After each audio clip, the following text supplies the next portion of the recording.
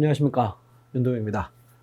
오늘 이 시간에는 윤도영의 최상위권 입시 분석 19번째 시간입니다. 2024학년도 수능 원서 접수 결과 분석 시작해 볼까요?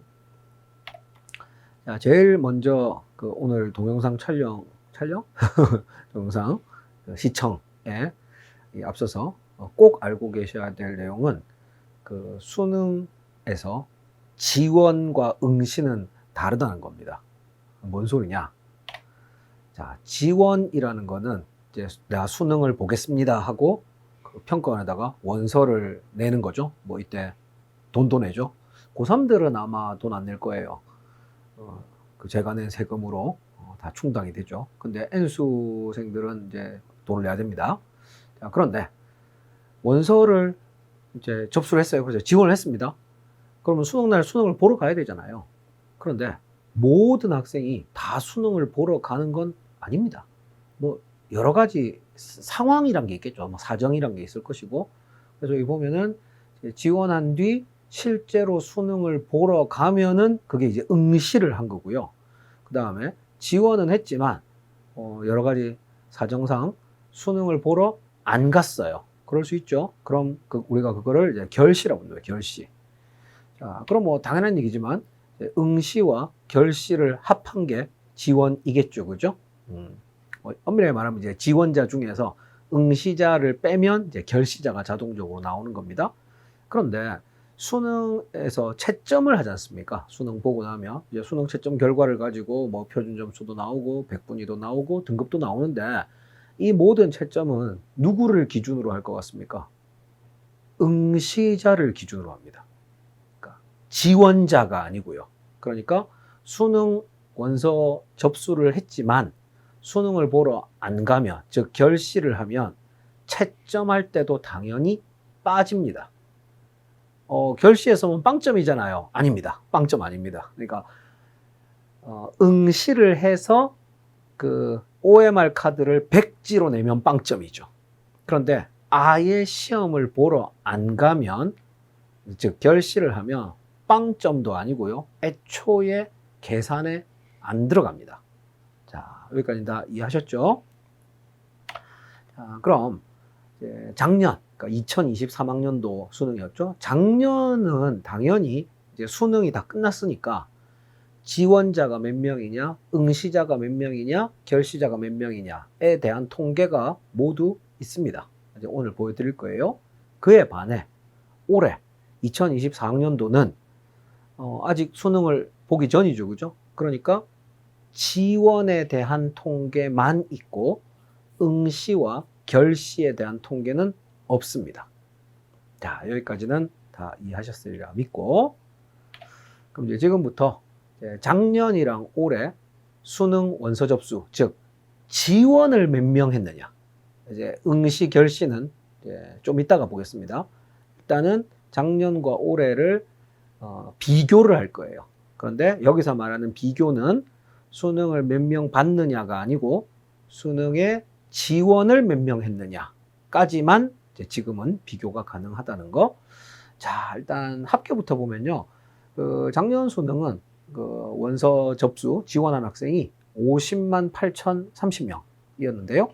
올해는 50만 4,588명, 0.7% 감소했습니다.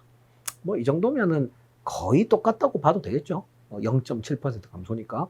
그런데 이 내용을 살펴보면 그렇게 단순하지가 않습니다. 재학생은 6.7%가 감소했어요. 작년이랑 올해를 비교했을 때. 그런데 졸업생이랑 검정고시가 합쳐서 무려 12.8%나 증가했습니다. 그래서 작년에는 이제 전체 지원자 중에서 재학생이 68.9%, 졸업생과 검정고시가 31.1%였는데 이제 올해는 재학생이 64.7%로 감소했고 졸업생과 검정고시가 35.3%로 증가했습니다. 35.3%면 3분의 1보다 더 많잖아요. 그러니까 이제 올해 수능을, 물론 이제 응시를 몇 명 할지는 또 봐야 되겠지만, 이제 올해 수능에 지원한 학생 중 3명 중 1명은 뭐 졸업생이거나 아니면 검정고시다. 바야흐로 이제 N수의 전성시대인 거죠. 자, 여기까지가 이제 전 과목 기준이고요. 뭐 정확히 말하면 한국사 기준이죠. 한국사는 모든 학생이 다 봐야 되니까. 자, 이제 각 과목별로 따로 한번 보겠습니다. 자, 국어의 경우 이 수능에서 여러분은 그러니까 절대 다수의 학생은 국어, 수학, 영어, 뭐 한국사, 탐구 다 보잖아요. 그죠? 근데 매우 적지만 국어는 아예 수능을 안 보는 학생이 있습니다. 여기 보면 제일 오른쪽에 미선택이라고 되어 있지 않습니까? 예, 작년에는 국어 미선택자가 2,857명이었고요. 이제 올해는 이제 3,267명입니다. 왜 그럼 국어를 안 보냐? 모르죠, 저도. 뭐 그거야 뭐 본인 마음이잖아요, 그죠? 자, 그래서 이제 선택 안 한 학생들은 빼고요. 작년에는 이제 화작이 33만 명, 엄매가 17만 명 정도였는데 이제 올해는 화작이 한 30만 6천 명 정도고요. 엄매가 19만 4천 명. 그래서 이제 작년이랑 비교를 하면은 화작은 7.9%가 감소했고 엄매는 13.1%가 증가했습니다. 물론 이제 합계는 아까 보셨지만 그 0.8% 정도 감소했잖아요, 그죠? 그러니까 국어도 마찬가지로 비슷하게. 그러니까 엄밀하게 말하면은 전체는 0.7%. 그런데 이제 국어는 미선택 때문에 0.8% 감소했습니다. 물론 이제 여기서 말씀드린 모든 것은 그 소수 두째짜리에서 반올림한 겁니다. 이제 퍼센트만 놓고 보면. 어쨌든 국어에서 이제 가장 중요한 포인트는 전년도에 비해서 화작이 감소했고 엄매가 증가했다는 거. 그리고 이러한 현상은 내년에도 또 지속이 될 것 같습니다. 자, 그 다음에 수학은요. 수학은 보시면 아시겠지만 이제 미선택이 매우 많습니다. 좀 전에 국어가 미선택이 뭐 한 3,000명 정도였잖아요. 근데 이 수학은 미선택이 거의 9배인 한 27,000명 정도가 됩니다. 자, 그래서 이제 수학 전체로 놓고 보면 작년보다 0.6% 감소했고요. 그런데 확통은 7.1% 감소, 미적분은 11.8% 증가, 기하는 무려 35.7%나 감소를 했습니다.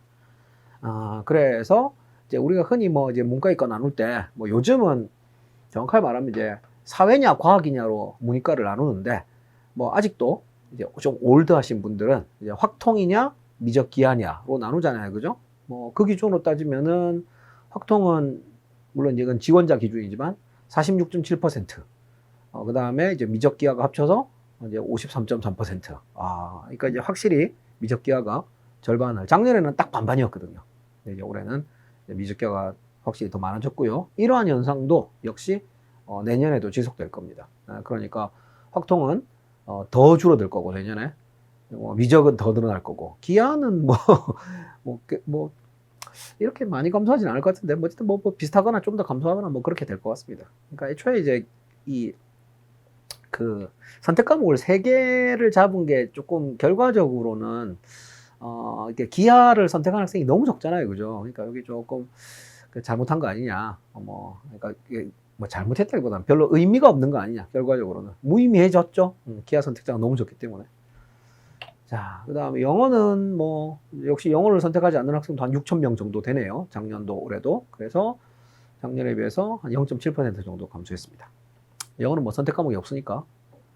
자, 그 다음에 사회는 그 합계를 보면은 작년에 비해서 4.2% 감소했습니다. 제가 아까 전체 인원이 어떻게 된다고 그랬죠? 전체 인원은 0.7% 감소라고 말씀드렸습니다. 그런데 사회는 4.2%나 감소했어요. 그 말은 다 어디로 갔다는 얘기입니까? 뭐 과학으로 갔다는 얘기겠죠? 자, 그 다음에 뭐 사회 전체가 4.2% 감소했으니까 뭐 전반적으로 다 감소했겠지만은, 특히 재밌는 게 이제 윤사 같은 경우는 4.5% 증가했고요. 경제 같은 경우는 0.6% 증가했습니다. 그래서 사탐이 총 9과목인데 이 중에서 윤사랑 경제 2과목은 증가했고 나머지 7과목은 다 감소했는데, 특히 우리 동사가 무려 14.9%나 감소했네요. 자, 그 다음에 과학 같은 경우는 이제 1이랑 2랑 나눠서 보는 게 이제 좀 맞을 것 같아 가지고요. 일단 1 같은 경우는 1.4% 증가했습니다. 그런데 물리는 1.8% 증가인데, 화학이 무려 작년이랑 비교해서 16.4%나 감소했어요. 이거는 아마도 이제 작년에 그 화학원이 수능이 좀 어려웠죠. 엄밀히 말하면 처음으로 어렵습니다. 처음으로. 근데 이제 한번 딱 어렵게 내니까 샥 빠져가지고 뭐 결과적으로는 뭐 물리로도 좀 갔고 생지로도 갔고 뭐 간 것 같아요. 근데 지로 제일 많이 갔네요, 그죠? 생명이 4.4% 증가, 뭐 지구가 7.1% 증가. 근데 사실은 이제 투로도 갔습니다. 자, 투를 보면요. 요건 제가 좀 이따가 그 마지막에 이 투 과목에 대해서는 아주 자세하게 또 언급을 뭐 하겠습니다만은 아주 뭐 이례적인 일이 벌어졌죠. 이제 작년에는 그 투가 합쳐서 그 한 16,000명 정도 그 지원을 했었는데 이제 올해는 무려 30.6% 증가한 뭐 2만 명이 넘게 지원했습니다. 뭐 물투와 투, 생투, G2 골고루 증가했는데 뭐 물투랑 G2가 제일 많이 증가했고 뭐 생투는 뭐 13%니까 뭐 그냥 저냥하네요. 뭐 왜 이렇게 과학 투가 증가를 많이 했느냐, 뭐 그 이야기는 뒤에 가서 말씀을 드리도록 하겠습니다. 그 다음에 이제 제2외국어 한문. 제2외국어 한문은 사실 선택하는 학생이 좀 적죠, 그죠? 그래서 보면은 미선택이 이제 한 3만 명, 42만 명 정도 되고, 선택하는 학생은 뭐 한 7만, 뭐, 작년에 7만 4천이었고, 올해 7만 8천이니까 한 5.9% 정도 증가했고요. 이것도 보면 총 이제 9과목이 있는데, 뭐 전부 다 증가를 했습니다. 이건 뭐 별로 그렇게 중요한 건 아니죠. 자, 여기까지 말씀드리면은, 이제 작년이랑 올해 그 수능 지원자, 응시자 아닙니다. 지원자가 어떤 식으로 이제 변했는지에 대해서 쭉 보여드렸고요. 자, 이제 지금부터는 그 응시자가 몇 명이고 결시자가 몇 명이냐에 대해서 작년 같은 경우는 이미 결과가 나왔으니까 이제 결과를 보여드릴 거고 이제 올해는 이제 예상치를 보여드리겠습니다. 자, 먼저 전체적으로 보면요. 작년에 그 수능을 결시한 학생은 11.9%입니다. 여러분 생각보다 많습니까? 적습니까? 생각보다 많죠, 그죠? 그러니까 100명 중에 11명, 12명이죠, 12명. 12명은 수능 보러 안 옵니다. 그러니까 수능을 보겠다고 한 100명 중에서 12명은 수능을 안 보고 나머지 88명만 수능을 보는 거죠. 그 다음에 뭐 재학생이냐 졸업생 검정고시냐는 뭐 큰 차이는 없는데 재학생이 조금 더 결시를 많이 하고요. 졸업생 검정고시도 뭐 비슷한 뭐 비율은 비슷합니다. 자, 그럼 이제 올해는 어떻게 될 거냐? 사실 이제 결시를 얼마나 할 건지는 모르지 않습니까? 근데 뭐 제일 무난한 건 뭐겠어요? 작년 결시율을 그대로 가지고 오면 되겠죠. 뭐 제가 특별히 따로 뭐 이게 예상을 하는 것보다 작년에 요 정도 결시를 했으니까 작년이랑 뭐 완전히 똑같지는 않겠지만은 작년이랑 뭐 비슷하게 결시하겠지라고 생각을 하면은 뭐 크게 여러분들이 저한테 태클을 안 거실 것 같습니다. 그래서 작년 결시율이 올해 동일하다고 가정을 하면은 이제 올해 뭐 재학생은 한 28만 7천 명 정도 볼 것 같고요. 졸업생 검정고시는 한 15만 7천 명 정도 가서 다 합쳐서 한 44만 4천 명 정도 볼 것 같습니다. 단 이것도 마찬가지로 작년에는 이제 수능 응시한 학생이 44만 7천이었고 올해는 44만 4천이니까 한 3천 명 정도 감소하는 건데 재학생은 많이 2만 명 이상 감소하고 이제 졸업생 검정고시는 뭐 거의 18,000명 정도 증가하는.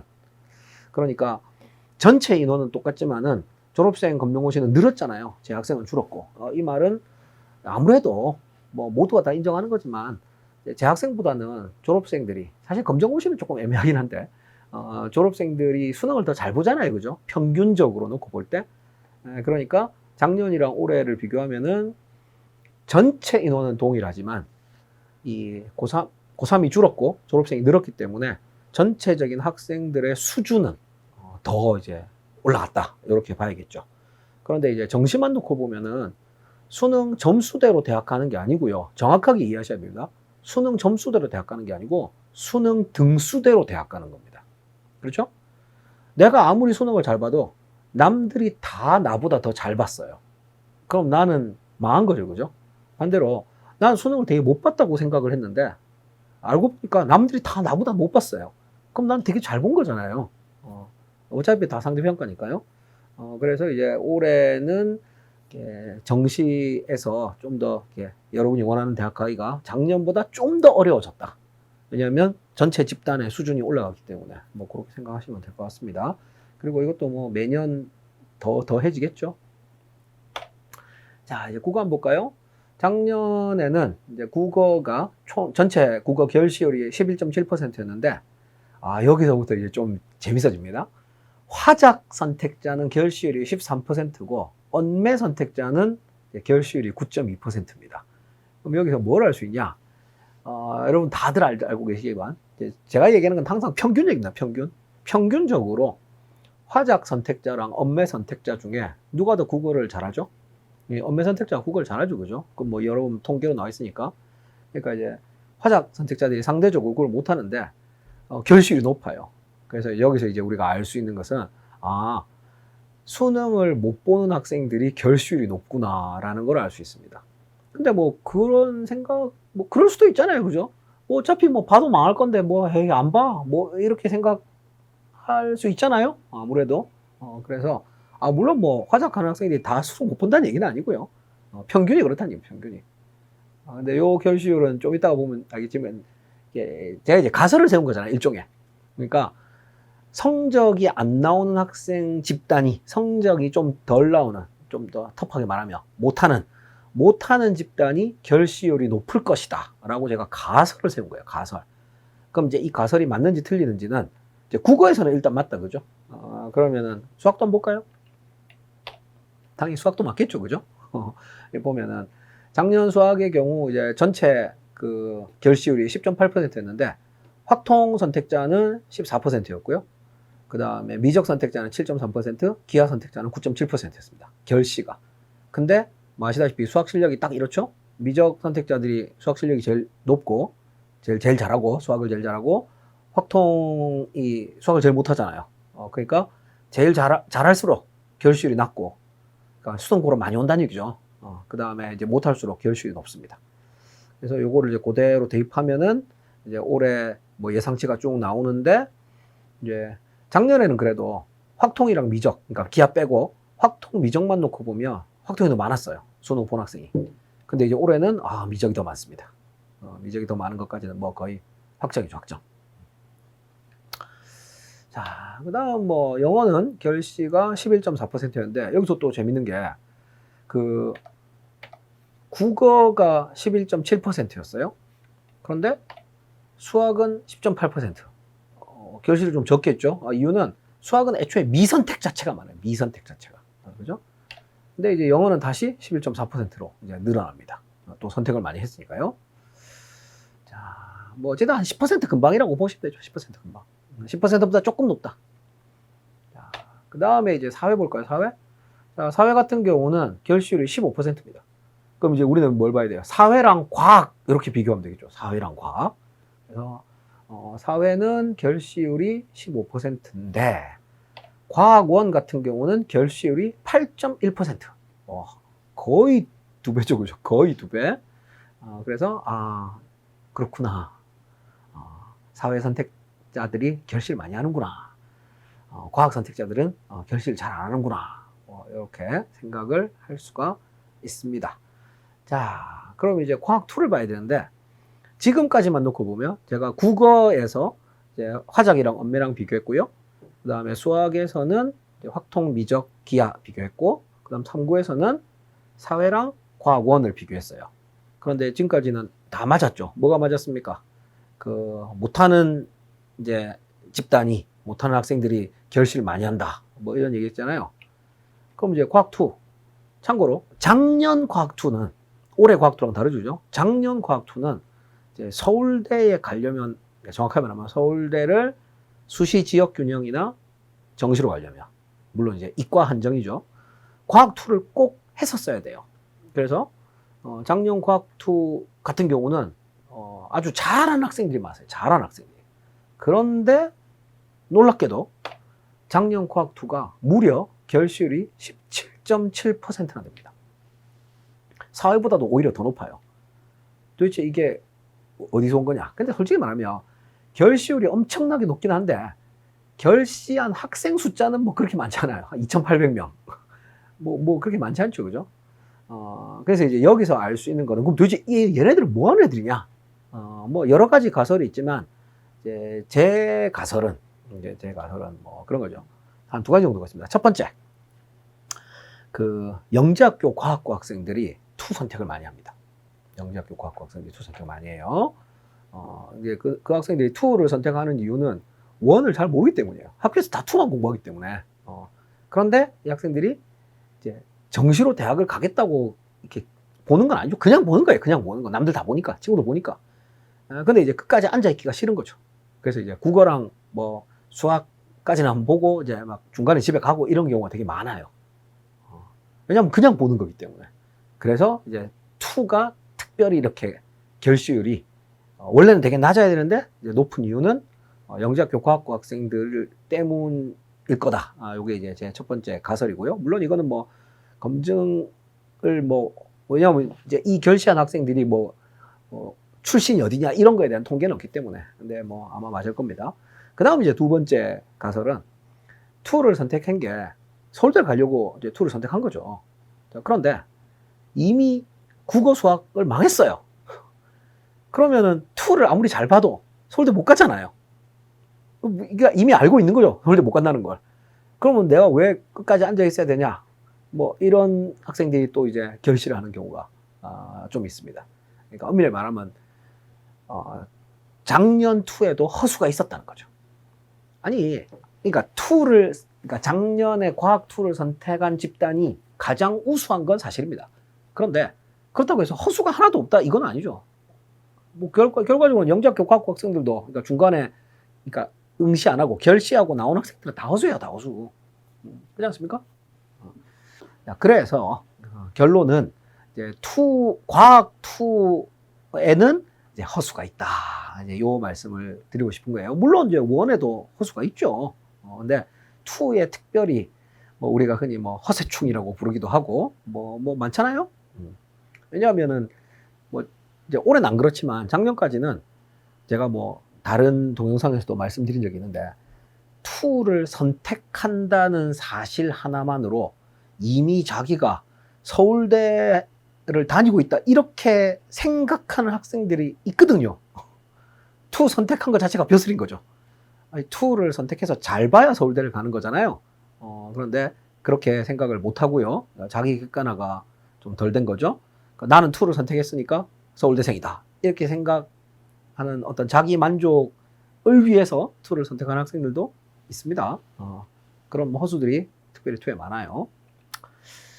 자, 그래서 이제 올해는 뭐 작년 결시율을 그대로 땡겨오면 저는 개인적으로 이제 투만 놓고 보면 올해 결시율이 작년보다 더 높을 것 같습니다. 작년에는 평균 내면 한 17.7%였는데 올해는 결시율이 더 높지 않을까. 왜냐하면 올해는 허수가 더 많기 때문에 뭐 그렇게 생각은 하고 있는데 그건 뭐 이제 두고 보면 알겠죠. 근데 어쨌든 뭐 오늘 동영상에서는 그 투 결시율도 작년이랑 동일하다고 가정을 했어요. 그러면 한 17,000명 정도가 수능을 보게 될 것 같습니다. 자, 그 다음에는 이제 제2외국어 한문인데 제2외국어 같은 경우는 어떤 일이 벌어지냐 하면은 그 원서를 이제 쓴 학생, 지원한 학생은 아까 제가 이제 뭐 74,000명 정도 된다고 말씀드렸는데 실제로 이제 제2외국어 한문 시험을 보는 학생은 절반밖에 안 됩니다. 절반밖에. 예를 들면 작년의 경우 요 오른쪽에 학교 보시면요. 74,470명이 지원을 했는데 응시자는 4만 명이고 결시자가 34,000명입니다. 그럼 이제 얘네들은 애초에 수능을 안 본 거냐? 아닙니다. 이게 탐구까지 다 보고 제일 마지막에 제2외국어 한번 보잖아요. 이때 이걸 안 보고 집에 갑니다. 그러니까 이렇게 집에 가겠습니다. 포기각서를 쓰고 나와요. 그러면은 이 학생들은 보지도 않을 제2외국어 한문을 왜 신청했냐? 애초에 신청을 왜 했냐라는 뭐 질문이 있을 수 있잖아요. 요거는 제2외국어 한문을 신청한 학생들만 모아가지고 따로 수능을 봅니다. 그러니까 이제 우리가 수능을 수능 시험장이 있잖아요. 수능 시험장 어디서 본다. 이제 대부분 고등학교에서 보죠, 그죠? 그런데 제2외국어 보는 학생들만 따로 모아서 시험을 봐요. 무슨 말인지 이해가 가시죠, 그죠? 그러니까 안 섞인다고요.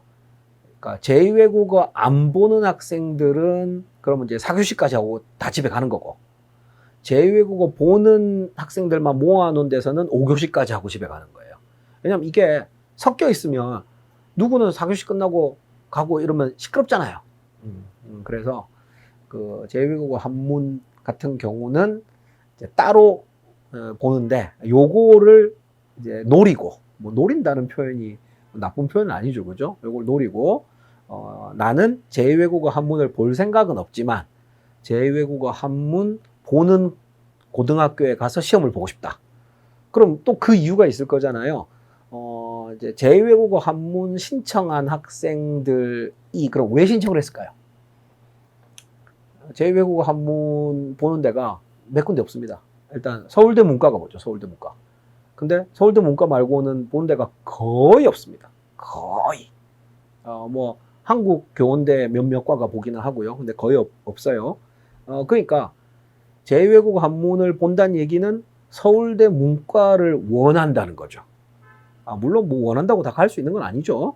근데 어쨌든 서울대 문과를 원하는 학생들만 제2외국어 한문을 보기 때문에 아무래도 좀 이렇게 학생들의 수준이, 그러니까 시험 보러 온 학생들의 수준이 좀 높지 않겠느냐라고 이제 그 짐작을 할 수 있고, 그러면 좀 분위기가, 전체적인 시험장 분위기가 좀 차분하고, 그러니까 허수가 적겠지라고 이제 생각을 하고 제2외국어 신청하는 경우가 많습니다.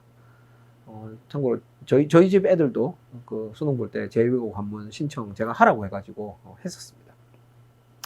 그래서 뭐 어쨌든 결과적으로는 이제 절반만 본다, 이거 절반만 본다. 그러면 이제 뭐 올해도 뭐 비슷하겠죠. 뭐 신청은 뭐 한 7만 8천 명 정도 했지만 실제로 보는 거는 뭐 한 4만 2천 명 정도일 거고, 뭐 나머지 3만 6천 명은 다 결시할 겁니다.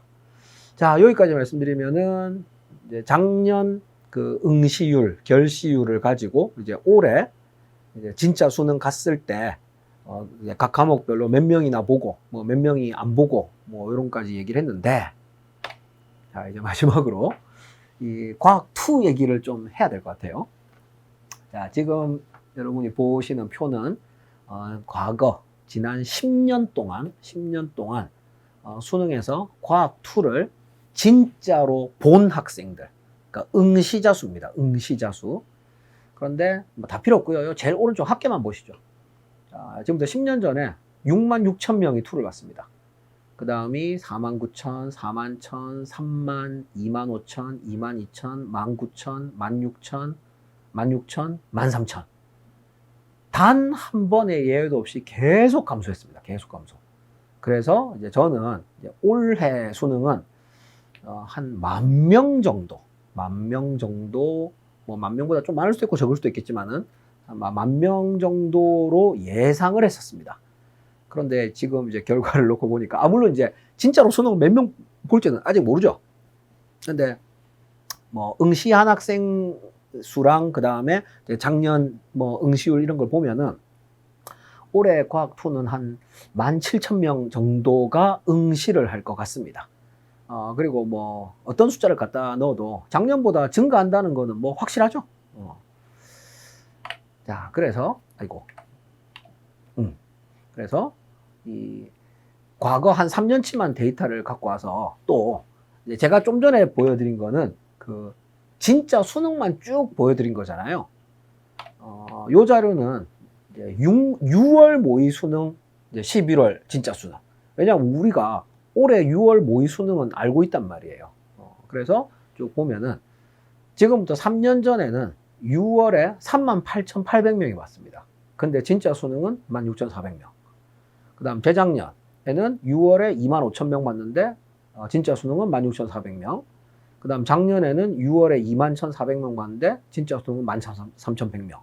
이게 최근 3년만 그런 게 아니고요. 지난 10년 동안 다 그렇습니다. 그러니까 6월에는 많이 보는데 2를 이제 정작 11월 가면은 뭐 아주 많이 감소를 하더라는 거죠. 그리고 이제 올해 6월에는 17,000명 봤습니다.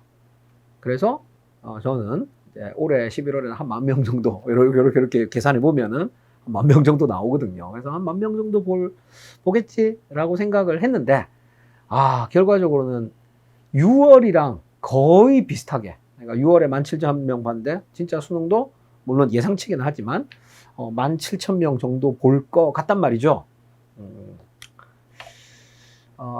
그래서 이제 저는 올해 그 수능 과학투 응시자가 한 10,000명 정도로, 작년에 13,000명이었는데 작년보다 감소할 것으로 예상했지만 뭐 결과적으로 틀렸습니다. 그래서 겸허하게 인정하고 사과의 말씀을 드리고자 합니다.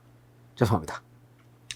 자, 그러면은 뭐 이제 틀린 건 틀린 거고, 뭐 이제 앞으로 또 잘해야 되잖아요. 그럼 이제 왜 틀렸는지를 또 분석을 해야 될 거 아니겠습니까? 일단 제 예상이 틀린 이유는 뭐 여러 가지가 있겠지만 제일 중요한 거는 제가 이제 우리 허수들의 마음을 제대로 헤아리지 못했기 때문이다. 이렇게 생각을 하고요. 자, 과거에는 사실 뭐 제가 아까도 말씀드렸지만 옛날에도 그 과학2를 선택하는 학생 중에 실수도 있고 허수도 있었습니다. 옛날에도 실수, 허수 다 있었어요. 그런데 이제 올해만 놓고 보면은 뭐 아시겠지만 이제 올해는 그 서울대가 이제 투 의무를 폐지한 첫 해죠, 그죠? 그래서 이제 6월 모의 수능에서 이제 실수들이 많이 빠졌습니다.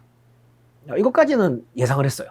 뭐 저도 이것까지는 다 예상했습니다. 뭐 그리고 이건 누구나 예상할 수 있는 거죠. 그래서 올해만 놓고 보면은 이제 6월 모의 수능에서 실수들이 많이 빠졌기 때문에 이제 상대적으로 허수가 많이 남은 거죠. 그리고 이제 다시 올라가서 보면은 자, 작년 육모가 21,000명 봤어요. 그리고 올해 육모는 17,000명 봤습니다. 그러니까 육모만 놓고 보면 감소했잖아요. 감소. 근데 이제 진짜 수능은 오히려 이제 왜 감소 안 하고 증가를 했냐 이거죠. 계속 돌아가면은 자, 작년 육모보다 올해 육모가 감소한 거는 맞지만 작년 육모에는 실수도 있고 허수도 있었다. 근데 올해 육모는 이제 실수들은 많이 빠졌기 때문에 이제 허수가 작년보다 훨씬 더 많이 남아있다 이거예요. 물론 뭐 실수가 전혀 없는 건 아니지만은. 자, 그런데 여기서 말하는 허수가 이제 우리가 일반적으로 막 실수, 허수 이렇게 말하잖아요. 그죠? 근데 일반적으로 말하는 허수가 아닙니다. 여기서 제가 말하는, 그러니까 과학2만 놓고 보면은 여기서 제가 말하는 허수는 1번부터 20번까지 20문제가 있잖아요. 근데 이게 다 객관식이잖아요. 1번부터 20번까지 전부 다 찍는 학생들을 말하는 겁니다. 그러니까 이건 뭐라고 해야 되지? 그렇죠? 1번부터 20번까지 전부 다 찍는. 그러니까 노베라고 말하기도 좀 애매한. 그러니까 그냥 일면식, 과학2랑은 일면식도 없는 사이. 그러니까 시험지를 딱 보면 검은 것은 글씨고 흰 것은 종이구나. 근데 사실은 시험지를 보지도 않죠. 왜? 그냥 OMR에다 1번부터 20번까지 다 찍을 거니까. 뭐 한 번으로 찍을 거냐, 지그재그로 찍을 거냐, 뭐 그거는 뭐 본인 마음이지만 1번부터 20번까지 다 찍는 학생들을 말하는 겁니다. 이런 학생들이 올해 육모에 되게 많았다는 거죠. 2만 놓고 보면. 그럼 원에는 없어요. 원에는 뭐 거의 없죠. 원에는 거의 없는데 2에는 아주 많았습니다. 자, 이걸 어떻게 할 수 있느냐? 자, 요 그래프는 제가 지난 6월 모의 수능 이제 채점 결과가 나왔을 때 이거를 이제 분석해서 보여드린 건데, 요게 다시 한번 가져왔습니다. 이게 지금 뭐 파란색이 물투고요. 그 다음에 빨간색이 화투, 그 다음 회색이 생투, 이제 노란색이 지투입니다. 근데 보면은 학생들이 이게 가로축은 원점수예요. 제일 왼쪽이 50점이고 제일 오른쪽이 빵점이에요. 빵점. 자, 그런데 물투는 몇 점이 제일 많으냐? 여기 보면은 11점이 제일 많아요. 화투도 11점이 제일 많고, 그 다음에 생투는 13점이 제일 많고, 지투는 12점이 제일 많습니다. 근데 여러분 잘 한번 생각해 보세요. 20문제를 뭐 전부 다 1번으로 찍거나, 뭐 아니면 전부 다 5번으로 찍거나, 뭐 아니면 지그재그로 찍거나, 어쨌든 1번부터 20번까지 다 찍어요. 그러면 기대값이 몇 점이죠? 기대값이 10점이지 않습니까? 10점. 그죠? 근데 잘 찍으면 뭐 11점도 나올 수 있고, 뭐 12점도 나올 수 있고, 뭐 잘못 찍으면 뭐 9점이나 8점도 나올 수 있는 거잖아요. 그런데 어쨌든 핵심은 이 10점 근처 학생들이 압도적으로 많아요. 압도적으로. 10점 근처 학생들이. 그 말은 무슨 말이냐? 이 학생들은 전부 다 20문제 다 찍었다는 얘기예요. 뭐 아니면 진짜 100번 양보해서 20문제 중에 한두 문제 정도는 맞추고 어디서 들은 풍월이 있으니까 20문제 쭉 보다 보면 어차피 시간 많잖아요. 30분이나 있고 난 다 찍을 건데 그러면 1번부터 20분까지 쭉 보다 보면 한두 문제 정도 이렇게 뭐 그냥 거저주는 문제 있지 않습니까? 예를 들어서 그런 거 맞췄어. 그리고 뭐 두 문제 맞췄어요. 그 다음에 18개를 찍어. 이러면은 기대값이 10점보다 약간 더 올라가잖아요. 뭐 그런 학생들이 여기 이제 뭐 15점, 14점, 15점 이런 학생들인 거고. 요 뒤쪽에 8점, 7점 학생들은 이제 좀 운이 없었던 거죠. 20개 다 찍었는데 뭐 그중에서 좀 뭐 잘못 찍어가지고 뭐 이렇게 지그재그로 찍었는데 다 답을 피해갔나 보죠. 그래서 여기 있는 학생들이 이제 다 이제 제가 생각하기에는 20문제를 다 찍은 학생들이다. 그리고 이 학생들이 엄청나게 많다. 자, 여기까지는 다 대충 상황은 이해하셨죠, 그죠? 그러면 우리가 한번 이 역지사지라고 해서 이 20문제를 모두 찍는 학생의 입장으로 한번 가보자고요. 자, 그러면 1을 선택해도 20문제 다 찍을 거고 2를 선택해도 20문제 다 찍을 거예요. 아니 그러니까 1을 선택하면은 그래도 내가 공부한 게 좀 있으니까 그래도 한 대여섯 문제는 맞출 수 있다. 근데 2를 선택하면 다 찍어야 된다. 이런 학생 아니고 이런 학생은 2 안 하고 1 합니다. 그러니까 육모의 2를 받더라도 나중에는 1으로 돌아가요. 그리고 작년, 재작년, 3년 전까지는 다 그랬어요. 아니 아까 제가 보여드렸잖아요. 그 작년, 재작년, 3년 전까지는 육모를 받다가 이제 육모에는 2를 받지만 그 11월 진짜 수능에는 1으로 다 돌아갔단 말이에요. 그런데 올해는 이제 안 돌아간 거잖아요. 안 돌아갔다기보다는 오히려 더 막 이게 1에서 그러니까 1부는 돌아갔겠죠. 1부는 돌아갔는데 1에서 2로 다시 넘어온 학생도 있다는 얘기예요. 그러니까 육모 때랑 11월이랑 인원이 똑같은 거죠. 그럼 왜 이런 일이 벌어졌느냐? 1은 내가 그래도 한 대여섯 문제는 맞출 수 있는데 2는 전부 다 찍어야 된다. 이런 학생은 1으로 돌아간다고요. 근데 이런 학생 말고 그러니까 1을 보건 2를 보건 무조건 20문제 다 찍는 학생이 있을 수 있잖아요. 그런 학생 입장에서 아니면은 뭐 조금 양보해서 1을 보면 서너 문제는 맞출 수 있어.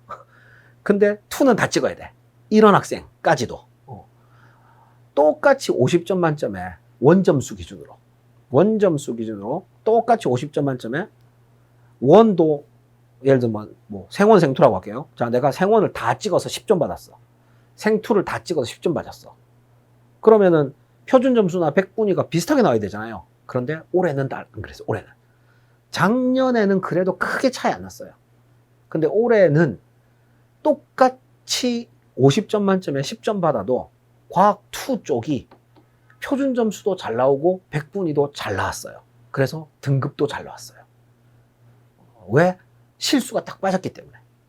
실수가 빠지고 허수만 남았기 때문에. 그럼 생각해 보세요. 생원을 선택해도 다 찍을 거고 생투를 선택해도 다 찍을 거예요. 그럼 이 학생 입장에서는 무조건 표준 점수 100분이 잘 나오는 거 선택하면 되잖아요. 그러면 1을 갈 필요가 없죠. 그냥 계속 2 합니다. 그 다음에 내가 1을 하면 한 서너 문제 맞출 수 있고 2를 하면 다 찍어야 돼. 그래도 이 학생들이 2로 남은 거죠. 이게 작년과 올해의 가장 큰 차이점이에요. 작년에는 1 하면 서너 개 맞출 수 있고 2 하면 다 찍어야 돼. 이러면 1으로 돌아갔어요. 그런데 올해는 1 하면 서너 개 맞출 수 있고 2는 다 찍어야 돼. 이러면 2 합니다. 왜 2가 더 잘 나왔어요? 그럼 왜 2가 더 잘 나왔느냐? 실수들이 빠졌기 때문에. 이제 이해가셨죠? 요 부분을 제가 이제 미처 생각을 못했죠. 정확하게 말하면. 뭐 제가 뭐 잘못한 건 잘못했다고 얘기합니다. 그러니까 뭐 굳이 변명을 하자면, 이건 변명이죠. 굳이 변명을 하자면 제가 20문제를 모두 찍는 학생들한테는 크게 관심을 안 줬어요. 관심을. 이게 좀 이렇게 잘하는 학생들, 그러니까 2를 선택하는 게 의미 있는 학생들에게만 이제 관심을 두다 보니까 이제 결과적으로는 뭐 다 제 잘못입니다. 결과적으로는 이제 허수, 여기서 말하는 허수는 진짜 허수, 다 찍는 학생들, 다 찍는 학생들의 힘을 조금 이제 과소평가한 거 아니냐, 뭐 이런 생각이 드네요. 뭐 잘못한 건 잘못한 거니까요. 앞으로는 우리 허수들 절대로 무시하지 않겠습니다. 자, 그래서 이제 과학 2만 놓고 보면은 이제 마지막으로 말씀드리고 싶은 것은 지난 3년 동안 과학 2 과목에서 다 맞았을 때 표현 점수가 어떻게 나오느냐, 이게 되게 드라마틱합니다. 자, 지금부터 3년 전 2020년에는 육모는 2 만점자가 이제 표현 점수가 76.5 나왔어요. 이제 물화생지를 평균 낸 겁니다. 그런데 11월에는 67.5점 나왔어요. 9점이나 내려갔습니다. 9점이나. 그 다음에 재작년에는 육모에 75점, 11월에 70.5, 4.5가 내려갔어요. 그 다음에 작년에는 육모 79.5, 11월 70.5, 9점이나 내려갔어요. 그러니까 엄밀하게 말하면 작년 육모도 2가 표준 점수 잘 나왔습니다. 79.5면은 엄청 잘 나온 거예요. 근데 진짜 수능 가면 70.5로 9점에 내려갔죠. 근데 이제 문제는 올해 육모는 91.75가 나왔어요. 이게 그 실수들이 빠졌기 때문에 너무 많이 나온 거죠. 너무 많이. 그런데 이제 과연 이제 올해 11월에는 몇 점이나 나올까? 저는 뭐 제가 틀릴 수도 있지만 91.75보다는 적게 나오겠죠.